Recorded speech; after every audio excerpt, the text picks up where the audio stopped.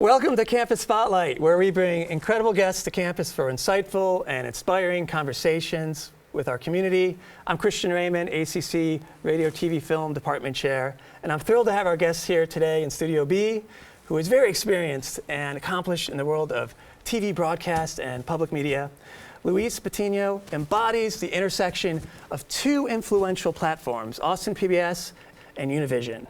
With a career rooted in a passion for storytelling and a commitment to diverse audiences, Patiño has become a household name in both English and Spanish-speaking communities. Originally born and raised in California, where he also attended college, he's worked his way up the ladder at Univision TV Group, one of the nation's leading Spanish-language networks with stations in over 60 markets. And his tenure included starting as a sales manager in LA, VP and general manager in Austin and San Antonio, then back again to LA, where he served as senior VP and president of the Univision network. After 25 years in Spanish language media, he joined Austin PBS as the CEO back here in Austin in 2022, which is now located right here at the ACC Highland campus and the Austin Media Center.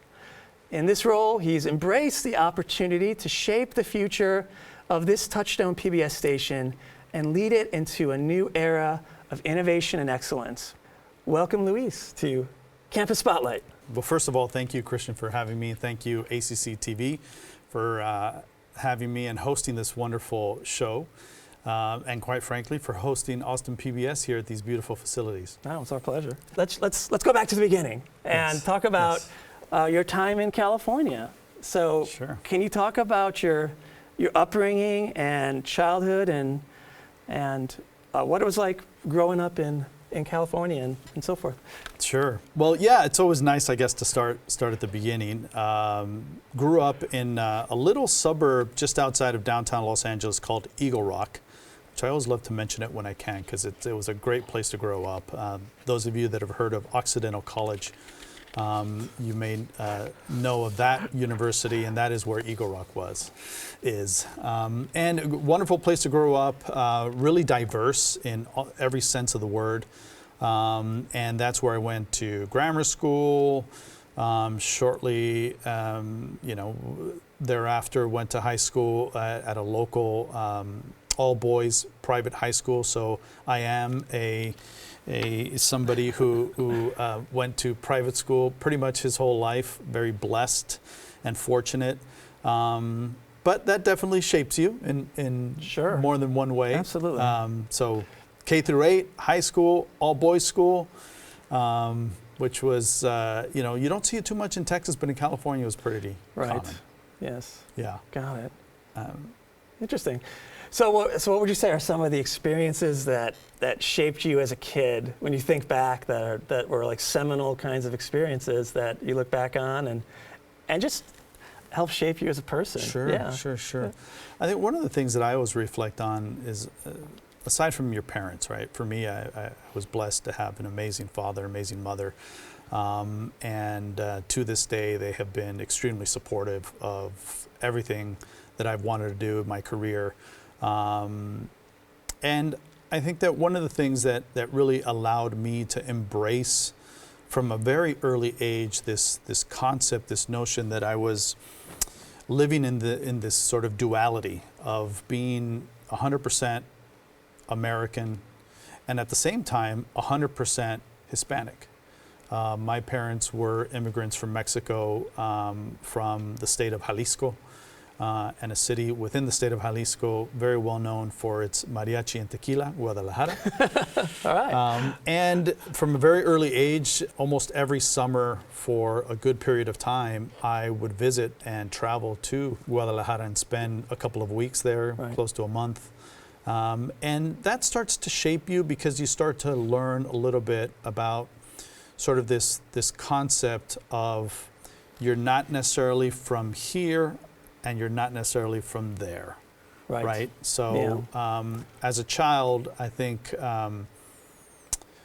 I've heard this from other kids that they struggle with that a little bit, in that they feel growing up in the States that they're 100% American, just as American as anybody else. Right. But when you travel to Mexico and to Latin America, when that is your native heritage, you get there and you feel like you're sort of coming home to people that will embrace you.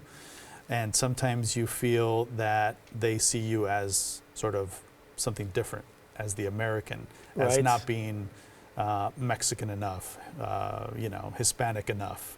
Right. So early on, you start to develop these really sort of interesting concepts of, okay, well, how can I be a better American? How can I be a better Hispanic? And how can I blend the two to make sort of, how can I be that better version of myself and not be conflicted by these two, two very important aspecs of my upbringing. Right, it's just two parts of the same whole. That's right. Yeah, that's right. just part of who you are. Yeah. Yeah. So to that end, who were some of the role models and heroes and people that you looked up to that helped maybe with your evolution as a young person and reconciling and being true to who you were as you were developing? Yeah, for me, I will always say that it was my parents, right? In different ways. Sure. My father really cultivated one part of me that was really interested and involved on a daily basis in one sport or another. So grew up playing a lot of sports. What would you play? Baseball, football, basketball, track, pretty much nonstop. Yes. I was a big basketball guy, so okay. I love that. Yeah, okay. I played a little bit of everything.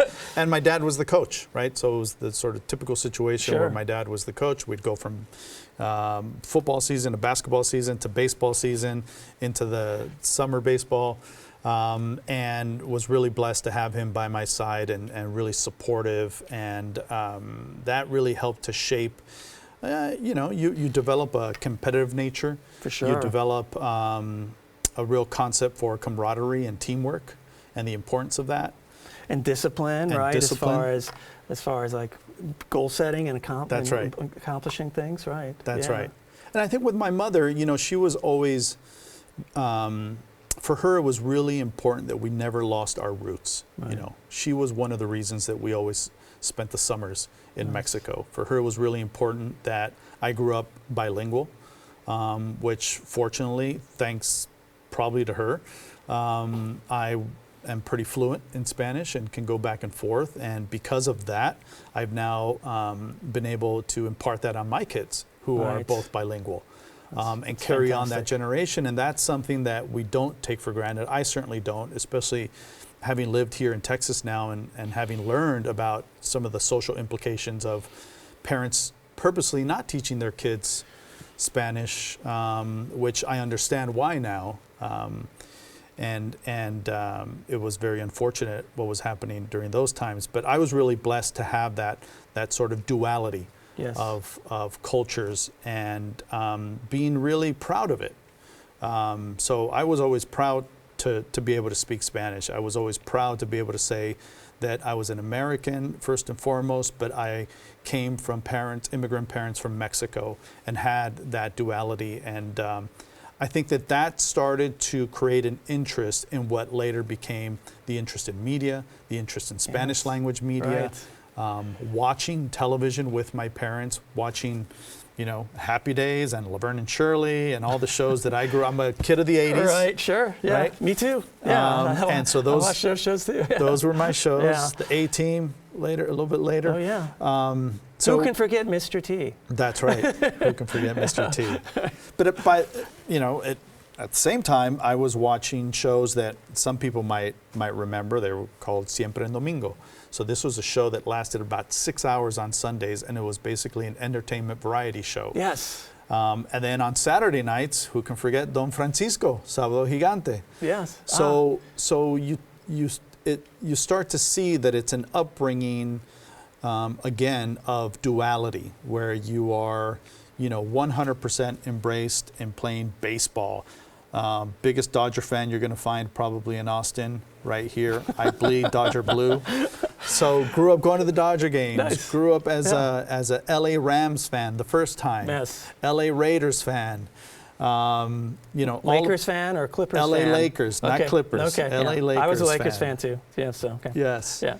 So all of these things that really make you who you are, and at the same time, in parallel, being a fan of Chivas de Guadalajara. Why Chivas? Because Chivas is the Mexican soccer team of Guadalajara, Jalisco, Right. which is where my mother was from. So I had the jersey. So Yes. I could be watching a game one day wearing the Chivas de Guadalajara jersey and then swap it out for my LA Dodgers Steve Garvey number 6 jersey. Right. Just like that. Just like that. That's great. Yeah. No, it's great to see the influx of different media that you were consuming that just shapes. I mean, it just clearly shapes so much of your direction, right? And it does for everybody, Sure, right? It sure. just really does. So how did that connect to your college plan? So you're in high school, you're consuming all these different kinds of media, and how did that influence you into going into ultimately this field and college probably, right? Sure.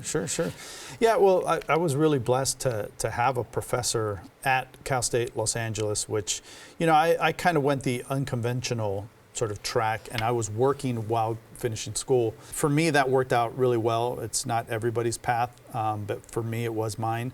And what I liked about it is that when you would take evening classes, you tended to have professors who were working professionals. Right. Yeah. And I don't know, maybe this is somewhat the case here at ACC. It's very much the case. So many, especially our adjunct faculty members, are working in the field, and they're teaching in flexible schedules. Sometimes it's not always at night. So, but yes, that's true. And so, you know, I bring that up because one professor that I had for my advertising marketing class happened to also be the director of marketing for Toyota. At that time, Toyota, well, really until very recent, Toyota was based, corporate headquarters was in Los Angeles. Oh, wow. Now it's actually based here in Texas. But so he was their CMO. And I remember him coming into class and sort of seeing the folks in the classroom and seeing how diverse we were, right? Because it was LA. This is a school that is based right outside of downtown Los Angeles, very diverse student body. And he looked at us and he said, listen, I think you guys have a huge opportunity right now to really dive into this notion of multicultural media and multicultural advertising. Absolutely, right. And so he kind of planted the seed that there was something there in the media space, something that was going to be specific for me, where I can use my upbringing, my talents, and what I know about growing up in LA and this dual culture that I could utilize in the workforce. Yeah, I mean, isn't this what everybody wants to do? Doing something that is an expression of who you are. That's right. Like for a living. Yeah. I mean, that's like a wonderful thing. So absolutely. Okay.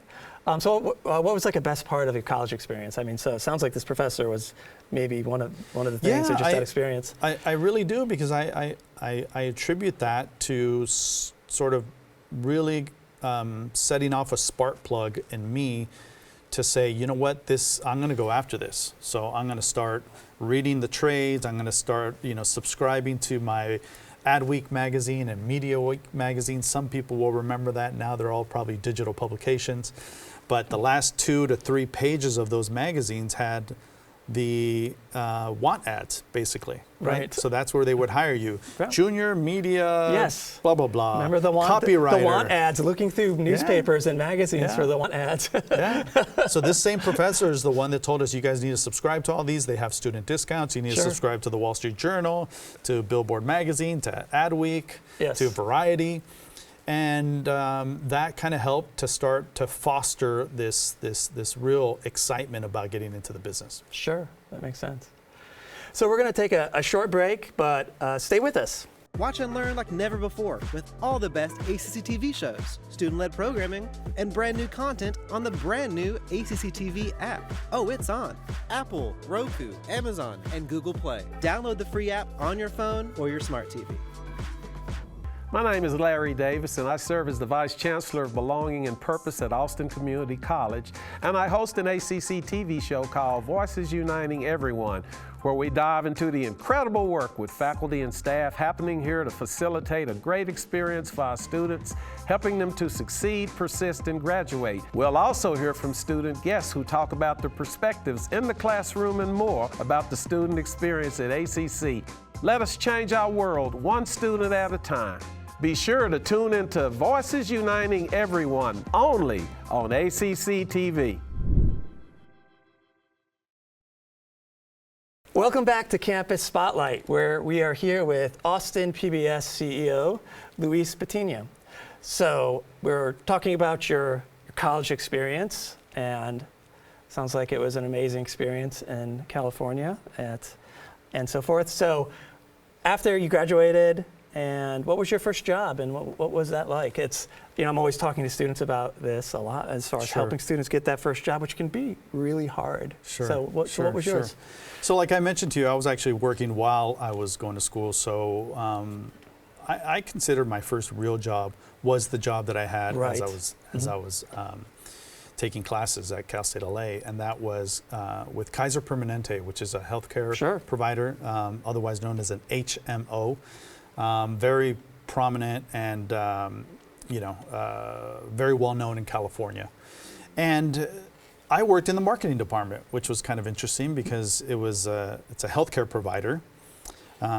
Certainly not a doctor or a nurse or a healthcare practitioner, but got in through, I think it was somebody who I had met at school, said that they were looking to hire in their customer service department. And I initially got in as a call center rep, which was always interesting. I think everybody should work a call center at some point in their life if you really want to learn about customer service. From a sales standpoint, it is very interesting on the other side of the phone. But quickly moved into the marketing department and had a wonderful boss. And our role was to basically market the credit union. At that time, you may recall that credit unions, you could only belong to a credit union if you worked for that company. Right. So, for example, here, UFCU, right? University Federal Credit Union, you had to be a university employee probably to be part of that credit union. Same for Kaiser. So we would have to travel to all the different Kaiser facilities throughout the state of California and market the credit union. So it just really opened my eyes to marketing, a different type of marketing, consumer marketing, working essentially for a financial institution. Right. And what it really helped me is to quickly realize that that is exactly what I never wanted to do. Sometimes it takes that, right? Yes. That was not the kind of marketing I wanted to do. Working at a financial institution was not going to be for me. Healthcare, not for me. So it did help me in that regard. Okay. So how did you make the jump to Univision? Was there any kind of internship involved, or no? I didn't go that route. Yeah. What was the segue? Because obviously internships can be a great route, and so we have a lot of those kinds of relationships, and we have internships with That's you right. PBS for our students. Internships are a wonderful route, and I highly, highly encourage them. Unfortunately, I just didn't get that opportunity. It wasn't for me. So how did you end up there? So again, I go back to these literally. I still have those magazines. I kept them for posterity. This is so fantastic. I have these magazines somewhere in a folder, and you'll go to the very last page, and with a highlighter, I highlighted the jobs.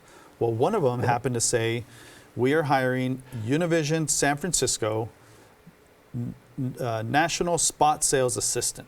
So think about that, National Spot Sales Assistant. If you don't know anything about the media business, that means nothing. That means that's like a word salad. Yes, right? Yes. So it's something dealing with national. Right. Spots, what are spots? Right. And why am I selling them? Yes. And okay, the assistant I get. But other than national, that's a lot there. Yeah, so that was the first opportunity to go up, and basically I flew myself up to San Francisco on my own dime, because for that type of job they were not going to fly you up. Right, sure. So I get to San Francisco and I interview with what ended up being one of my most important mentors, Dana Jenkins O'Donnell, who was just fabulous. They interviewed me. I think they saw something that probably at the time I didn't even see in myself. and gave me an opportunity to start at the ground level, at an assistant level, for a part of the Univision organization that was probably one of the fastest areas of growth, and that was their national sales division, which meant that they were the ones that were basically pitching all of the ad agencies to purchase media on all of the different stations at Univision, and they had regional offices. Right, right. So for people who may not know a lot about Univision, can you maybe just talk about it from an impact, reach, and purpose standpoint? Sure. And again, for context, why Univision, why Univision, right, was because that's what I grew up watching, right? So when we talked about these shows, Siempre en Domingo, Sábado Gigante, those were all on Univision in my home station in LA, which was Channel 34, KMEX. I'm sure when you were looking through those and you saw a job for Univision, you were like, oh yeah, your eyes went up, and like you could see, even though you didn't know maybe what it really fully was, you were just like, gosh, whatever I could do. That's right. Yeah, that's right. Sure. That's right.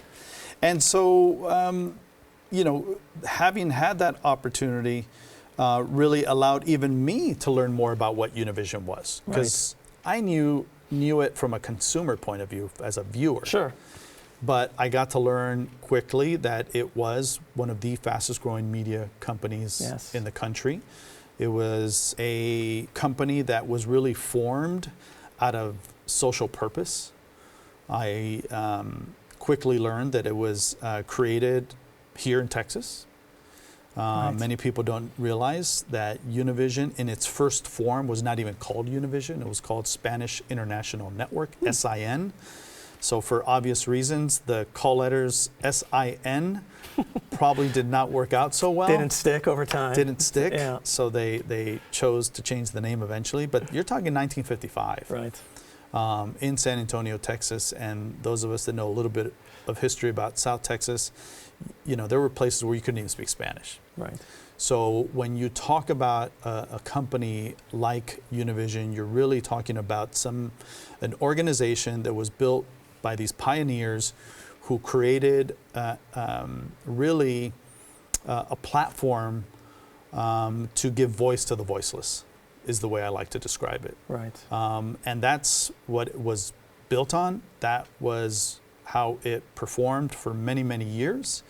And for somebody like myself, who again was bridging these two cultures, it became a beautiful place to work with wonderful, wonderful mission and purpose-driven people, and a community that really benefited from all that we had to offer in terms of informing, educating, and empowering.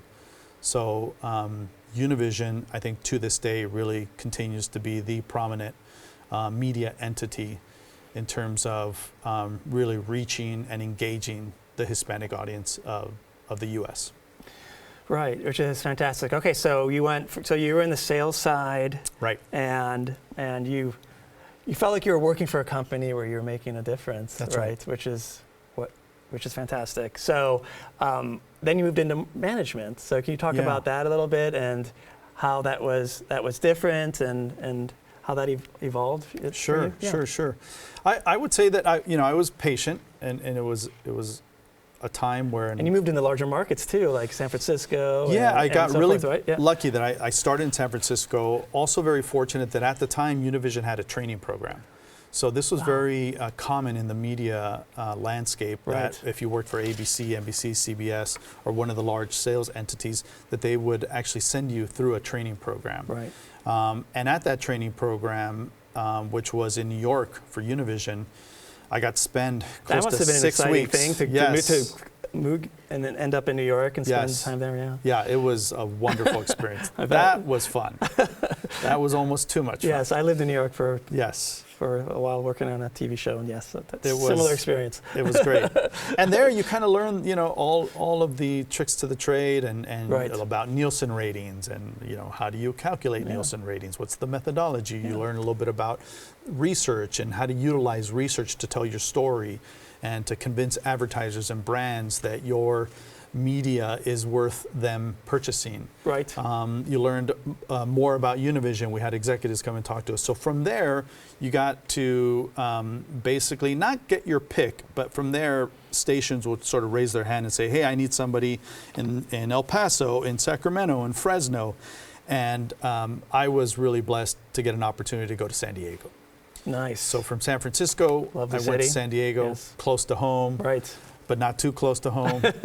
And it was a station that was also sort of up and coming. It was a younger station, hadn't been around for too long. Huh. So there, it's I think one of the lessons learned there is that I got to wear multiple hats. So I got there as a sales executive and account executive, Right. where I had a portfolio of accounts, local accounts. So you're talking car dealers, nightclubs, Wow. having to go and convince them to advertise on Univision, Yeah. and having sometimes to go to nightclubs after the club was closing to pick up cash so that they could pay for their advertising, Yeah. Okay. which was always very interesting. I bet. Yeah. Yeah. So that was a great learning experience, and from there I got the opportunity to get back into national sales as the national sales manager for Right. that station specifically. And once you get into management, you could quickly parlay that into more management roles Sure. if you're willing to move. Yes. If you're willing to move, and So is this how you ended up back in Texas? it's Is this kind of how yeah. I ended up everywhere, right? I was blessed to have a great support mechanism at home. My wife, at the time, who was willing to hear and support these crazy ideas of moving around as I got bigger and bigger roles. Sure. I don't know if that's going to be the case now or in the future, but definitely, I think we grew up in an era where if you were willing to move, Yes. you would be able to get to bigger roles, because you're not going to go from San Francisco, sales assistant, San Diego, account executive, back to your home market, LA. Right. LA is Is the big daddy, Yes, right? for sure. It was the Yeah. mothership. So you had to pay your dues. Right. You had to pay your dues. And so I was able to come back to LA, but in a much smaller role, local. And then the big break for me was going from LA to this little unknown market in Texas, where they were starting a Univision station, where I think the way I describe it is, if I messed it up, nobody would care. And if we did great things, then everybody would care. Right. So Yes. it was a great opportunity to come to Austin, Texas. right in a growing market, right? That's right. So That's do you have right. any shows? So in all your journeys and across different markets that are particularly ones that you helped champion, that you have a special spot in your heart, that when you think, Sure. I'm sure you have a lot, but are there a few that come to mind? Yeah, there's always one that comes to mind, because Sure. it was probably the one that was the most successful. And it wasn't a show per se, it was more of a program, a platform. And that was when I was in San Diego, I forget exactly what year it was, when we had the World Cup in Korea. Yes. Okay. And it was a big deal, and we felt like we needed to leverage the World Cup, because we televised the World Cup on Univision, and Right. it was a big deal. And so we decided to launch our own soccer tournament in San Diego called Copa Univision. Wow. Okay. And it was one of these situations where everybody said, oh, it's not going to work, the leagues aren't going to want to participate, you're not going to get players, nobody's going to want to pay. And not only did it work, but it turned into an amazing program. Just the scale of the event must have been enormous, considerable, considering its connection to the World Cup and so we forth. had no idea. Yeah. We gave away a trip to the World Cup. This was what you won. Oh my gosh. This is what you won. And Copa Univision San Diego turned into Copa Univision Dallas, Copa Univision LA, Copa Univision San Francisco. So before you knew it, we had 15 markets across the country that were celebrating and participating in Copa amazing. Univision. And really the beauty of it was that it didn't matter if you were in Phoenix, if you were in LA, or if you were in San Diego, you were celebrating sport. You were celebrating with families. Yes. You were really giving those athletes an opportunity to sometimes perform in parks and stadiums that they would otherwise not get access to Sure. because they had the backing of Univision. Right. In many cases, they would have to participate in these tournaments where, you know, they would get bamboozled into paying money and then it wouldn't really work out. Yes. So that was a really nice one in the sports side of the house. Yeah. The other one that is more recent is one that we did around supporting small businesses and entrepreneurs called Posible. Everything is possible. Todo es posible. Nice. And that was right around a couple years before the pandemic, and it became really important during the pandemic when small businesses, especially Hispanic-owned small businesses, were really suffering. So we had an opportunity to really educate and again inform and bring information from the SBA, the SBDCs Wow. to these small businesses so that they can stay alive and apply for their PPP loans and apply for funding and get help. I mean, what's amazing, I mean, both of those initiatives are just so community-based. That's right. Which is fantastic. That's right. Yeah. That's right. So we need to take a short break, but stay with us for more with Luis Patiño, Austin PBS CEO.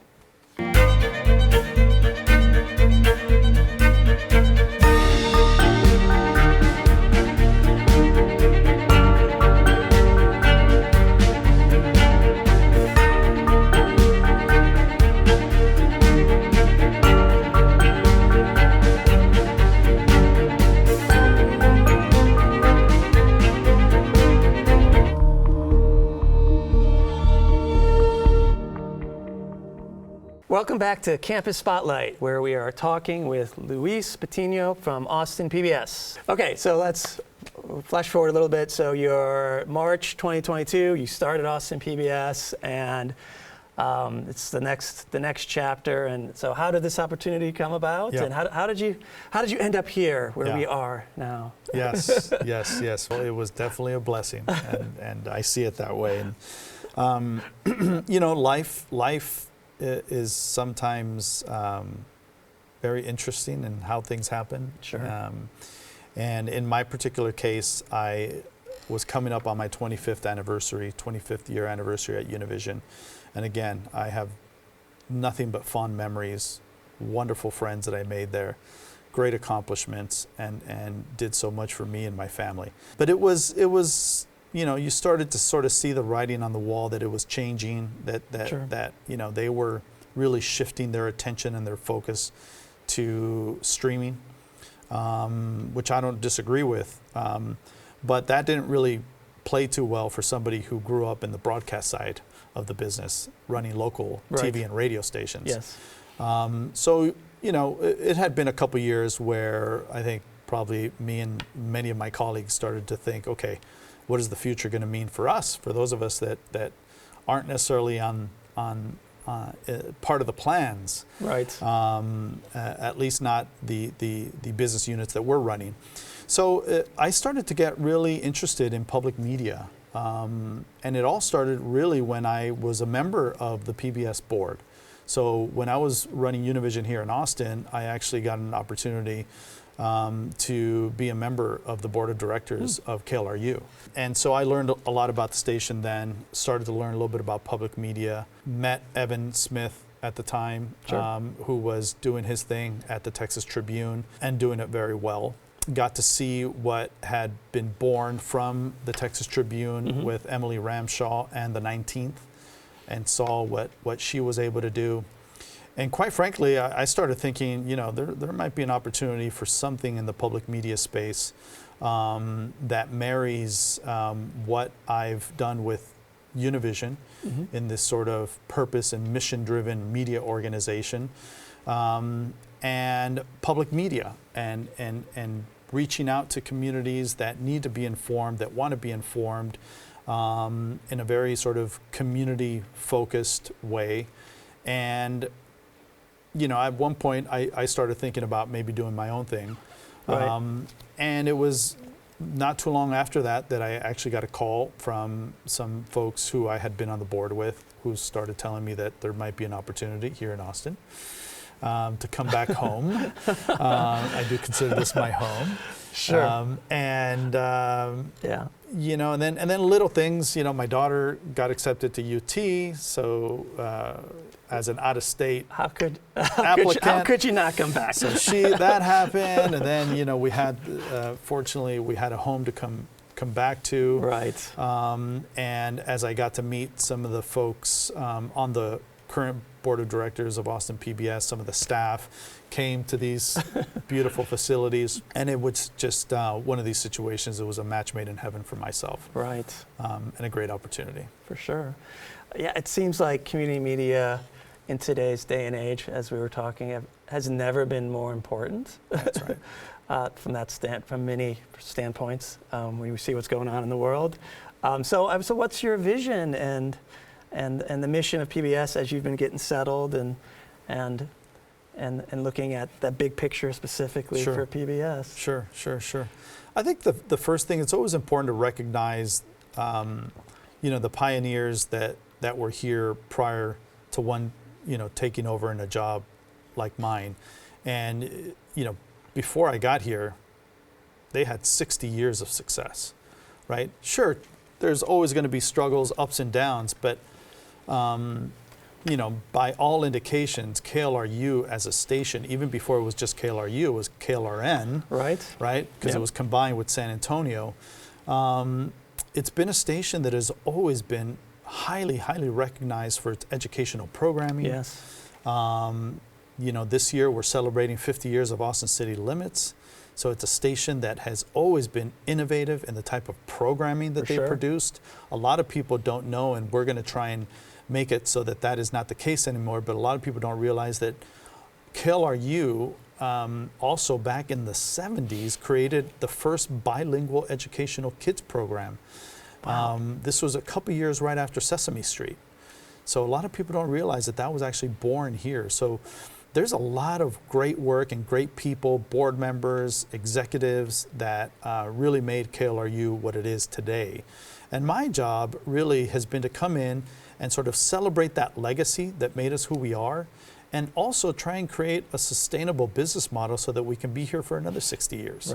Right? And to me, what that means is, how do you take advantage of the fact that we are a non-for-profit media entity, right? So we are non-commercial. Sure. So that doesn't necessarily mean that we can't be a modern media organization. So I think one of the first things that I tried to really make sure that the staff understood was that we can be this amazing nonprofit that does great work in the community, but at the same time we can be a modern mission and purpose-driven media organization that is omni-channel, right? That doesn't just operate like a TV station. Because if you only operate like a TV station, you may not be here very long. We're in a new media environment, and so that's part of the equation. That's right. That's right. So to me, it was really important that we had this omni-channel mindset, right? So what does that mean? Your video, your audio, your events, your experiences. You're taking advantage of this amazing facility. You're leveraging brands like Austin City Limits to not just be a TV show. Right. So for us, this sort of convergence of a non-profit, very community-based, doing great work in the community, modern, mission-driven media organization. When you blend those two, then you have something that's really magical that no other television station can claim, and quite frankly, no other nonprofit in town can claim. That's for sure, right? And so, obviously, it's been a great marriage of ACC and ACCTV, and in creating this new space, both on the ACC side with the Creative Digital Media Center and the Austin Media Center, converge together here, and so it's been amazing for us in the radio, TV, film department from a standpoint of some of the partnerships we have with mentorship from PBS and some of our classes and panels and tours, and so that's it's been a great initial step that we've had since we've been together on campus. And so what do you see as the next steps with the partnership or things that you're excited about too with some of those things? Yeah, I think again, when I learned that there was this almost embedded partnership with ACC, that was one of the other factors that got me really excited about this opportunity, because when you think about one of the things that current media institutions, organizations struggle with is having a pipeline of students that want to be behind the camera, that want to be field producing, right? That want to be a stage manager or a stagehand. You know, a lot of the graduates today, I don't know that they realize all of the opportunities that are, yes, in front of the camera, but behind the camera. Sure. And I'm a big proponent of creating a pipeline of sort of future, yes, media executives. We're going to need those too. For but sure. we're also going to need the technical staff. And the technical staff needs to know much more than the technical staff that I grew up with knew. Right. So I think that from creating a pipeline of future media, production, movie, film professionals. Sure. I think what you're doing and the classes that ACC has, the RTF department, I think if we do it well, we will be creating a pipeline of really future people that will one day be taking our seats, hopefully. Sure. Yeah, and it's great to see, since we have very similar equipment that we train students on, then to actually see them come over here and then upskill and learn on the systems that you have here. Is like there's such a great segue for them to move from the classroom to over here into the environment here. Real life experience. There's nothing like it. Yeah. And I think what you're providing here is phenomenal. And we will continue to do our part, but I think having a media entity embedded with ACC is a win-win for all. Right. Yeah, that's fantastic. So one of the things we were talking about before is underrepresented voices. Sure. And that's such a crucial part of PBS and ACC and our mission. So how is PBS now working to showcase those voices in different ways? Sure. I think it's very intentional, right? And the way we see it, it's a big part of our strategy. There's a lot of voices that sometimes do not get the opportunity to tell their stories. So we're doing it from a content point of view. Right. So how do we tell stories that would otherwise go untold? I think we did a really good job with Taco Mafia. This is a story about 3 taqueros from East Austin that, if we don't tell that story, if our team doesn't bring that story to us, nobody's going to tell that story. And our students, we had a panel with the team at Taco Mafia, and it was a great experience, and to get that behind the scenes was fantastic. That's right. That's right. Yeah. And so I think that it's the stories that we tell, the storytellers that we support and sort of elevate. I think that's really important. I think that from a staffing point of view, it only makes good business sense to have diverse people in the room expressing their points of view, their lived experience. It's going to make you better. It's going to make you tell better stories, operate a better organization. Again, having come from Univision, where sort of diversity was at our core, it was part of our DNA. To me, there's no other. I don't know anything else. The produced media is a reflection of the world. Or at least it should be. And I'll be honest with you, in some cases it's not.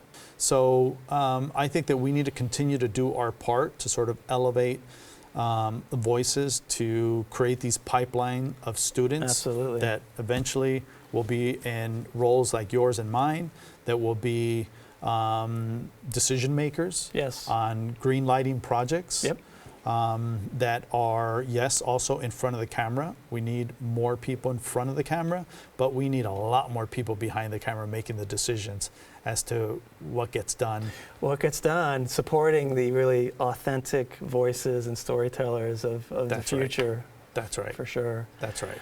So we're going to take a short break, but stay with us for more with Luis Patiño. We're in class 66 of ACC Fire Training Academy. I'm really hoping to just start working as soon as I get out of here because I'm itching. They have to trust their gear, they have to trust each other, and they have to trust us as well. You're in the fire, like you are the fire. But we push their limits and test their limits. I have tunnel vision and I feel weak.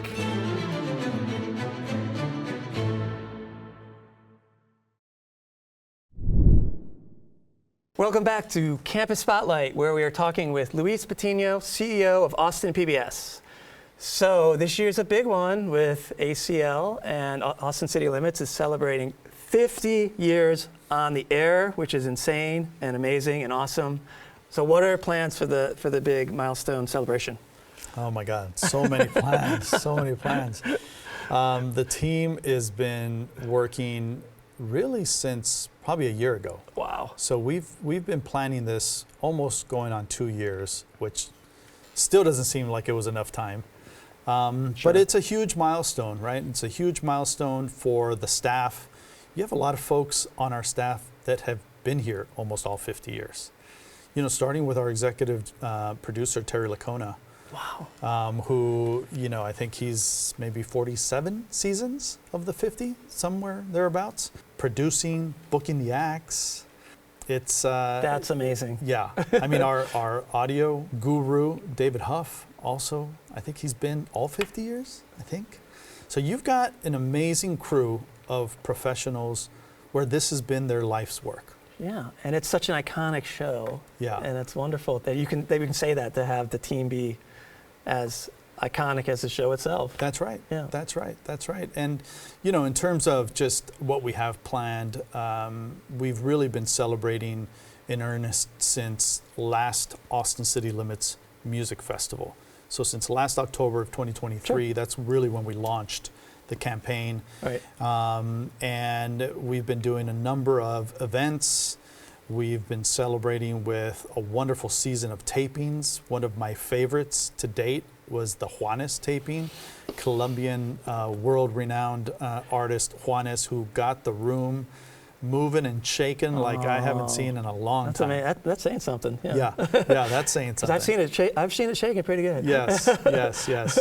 So that was great. We will also be celebrating the actual anniversary and birthday of Austin City Limits. So going back to 1974, October 17th, 1974 was the pilot episode of Willie Nelson on Austin City Limits. But it's just been really warm to receive so many accolades from the mayor's office, from the governor's office, from, you know, folks that when they go out to promote our city, Yes. and in some cases our state, it is things like Austin City Limits that lead the conversation. Right. Right. I Yeah. can't tell you how many people I've run into when I'm not in Austin, I'm traveling, and I tell them I'm from Austin and that I work on Austin City Limits, and they tell you time and time again that the only reason they know of Austin. That's the reference point. Yes. Yes, not being an Austinite too. Yes. It's like it's a point of reference, and it has to be a point of like Austin cultural pride. That's right. That's right. Yes. That's right. And it just, it's everything that makes Austin so special as a music town, right? It's about music discovery. Right. There's people that have been on Austin City Limits that would have never, ever gotten a national stage. Yeah. And it was thanks to the show, Right. right? And it's allowed people to flourish, allowed people to bring different types of music and genre. While maybe it started off as more country and Americana, and there's still a lot of that in it, I mean, we have everything from urban, rap, Sure. Spanish, flamenco. I mean, we've had everything, jazz. Right. Yeah. I mean, it's meant so much to so many people. That's so, right. Right. That's right. So what are some other shows that are signature shows right now? When Sure. you think about like Texas Central Gardener and so forth. Yeah. Yes, you know, Central Texas Gardener is one of those shows that it kind of, it internally, whenever we talk about it, we like to remind people that it is probably one of our most engaging shows. Yes, people love Austin City Limits. They love Overheard Right. with Evan Yes, Smith, yes, right? Another right. great show. Yes.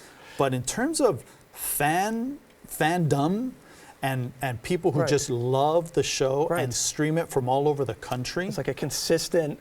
there is nothing audience. that even comes close to Central Texas Garden. Yes. It just has Yes. a huge fan base, people that love the show. I think what really helps it is that it doesn't get dated, Right. right? So if it's summertime, then you know what you need to do in the summer Sure. if you're a gardener, right? Once the Yes. fall hits, the shows kind of live on in this evergreen format. that allow people to watch them time and time again. And our team that produces that show has been doing it for a while. They do a phenomenal job. Yeah. And then the other one's Overheard with Evan Smith, Sure. which we sort of gave it a refresh, a rebrand.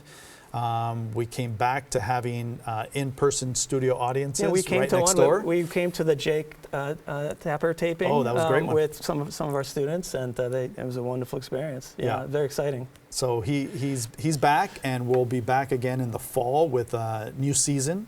And usually we kick it off with the Texas Trib Fest, which happens in September, and so we're able to take advantage of some pretty amazing people being in town. Sure. So that'll happen. And then we've got a lot of other programs that we're partnering on. We're not necessarily the producers, Sure. but we are sort of what we would call in the PBS world the host station. And therefore, there's a number of documentaries that we presented at an event called Made in Austin, where we talked about all these different documentaries that we're going to be helping support that will run on PBS. Too many to name. Right. But it's really part of our strategy to support local content creators, documentarians, that again, it would be really difficult for them to get their content to run on some of the larger streamers, but at PBS, they can find a home. So if you were to give some advice to, Sure. we're back to people looking to get into the media and entertainment business, after Sure. all we've talked about, what would you say to the people coming up to just getting started out? Sure. What's some advice that you might give? I'll give you some real advice that I give to my daughter, who's a sophomore at the School of Communications okay. at UT. Sure. And I tell her, you got to do your research, you got to do your homework, and you just got to start somewhere. You're not going to know till you know. I told you the story of how I got this job at Kaiser Permanente in Yes. marketing and hated it, right? Right. For all the right reasons. It just wasn't for me, It right? just- But you don't know until you know. So you got to You were just trying things somewhere. out. You were just You're trying things out, yes. and it's just what you found at the time. So you got to try things Yeah. out. I wish I had the opportunity to do internships. Internships are a great way to find out if you like something or if you don't. I think that if you are willing to move, I still think that is a huge opportunity. Right. I'm a big proponent of leaving the nest. I think children have to leave the nest, and it's Me as well. easier said than done. But there's some communities and cultures where they don't allow the kids. The parents don't want them to leave, right? They Right. get these huge opportunities to go to these Ivy League schools, and because they're far away, they don't let them leave. So I always like to tell students that if they get an opportunity to leave the nest, they will never regret it. They will never regret it. It helps them in every way, shape, The nest or will form. always be there. It'll always be there. It'll But always be you there. have to leave it Yeah. to appreciate and to carve your own path, Yeah. right? And I think that just, reading the tea leaves on stuff, my daughter is interning at a music label, and I tell her music labels are great. Spotify might be better, Right. I think I'd rather be on the platform side of who's distributing and on the future, or who's the next Spotify, Yes. right? Right. Who's going to be at the end of the day, YouTube right now probably has the most views of any media platform. Yep. More so than any other streamer, media platform. So you need to think about those things as you think about the future of where you want to be, right? For sure. Yeah. Content creation, there's a lot of different, factors to it, and having a very nuanced understanding of the different sides of it is going to help, being a real agile content creator right. in today's space. That's right. Seems like a really good space to be at. Yeah. But all right, we need to wrap things up. Yes. I want to thank you so much for your Thank time you. today, Thank you. Luis. Really appreciate it. So be sure to follow Austin PBS as well as Luis on social media, as we were just talking about, to stay in touch on all the great events, programs, and opportunities on the horizon. And come here and visit Austin PBS at the ACC Highland campus for a future taping of a show or an event, and all those details can be found at austinpbs.org. So thanks to everyone for watching today. We hope you learned something new and maybe even inspiring about the exciting and ever-changing media landscape that we live in. And we will see you next time.